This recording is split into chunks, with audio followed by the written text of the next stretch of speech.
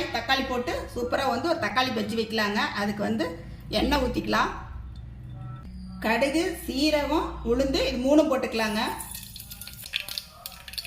வெங்காயம் போட்டுக்கலாம், பச்சை மிளகாய் போட்டுக்கலாம், கருவேப்பிலை போட்டுக்கலாம், தக்காளி பழம் போட்டுக்கலாங்க, உப்பு போட்டுக்கலாம்,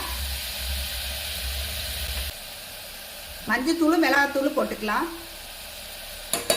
சுரைக்காய் போட்டுக்கலாங்க, மல்லித்தழை போட்டுக்கலாங்க, தண்ணி ஊற்றிக்கலாங்க. ஒரு 5 விசில் விடலாங்க. 5-6 விசில் அடிச்சிருச்சுங்க. இப்போ வந்து குக்கர் ஓப்பன் பண்ணி பார்த்துக்கலாம். கிடைக்கிறதுல கடைஞ்சிக்கலாங்க. மல்லித்தழை வந்து ஒரு கொத்து போட்டுக்கலாங்க. சுரக்காய் தக்காளி சட்னிங்க. இட்லி தோசைக்கெல்லாம் செம சூப்பராக இருக்கும். நீங்களும் உங்கள் வீட்டில் செஞ்சு சாப்பிட்டு பார்த்துட்டு எப்படின்னு சொல்லி சொல்லுங்கள். வீடியோ பிடிச்சிருந்தா லைக் பண்ணி ஷேர் பண்ணுங்கள். நன்றிங்க.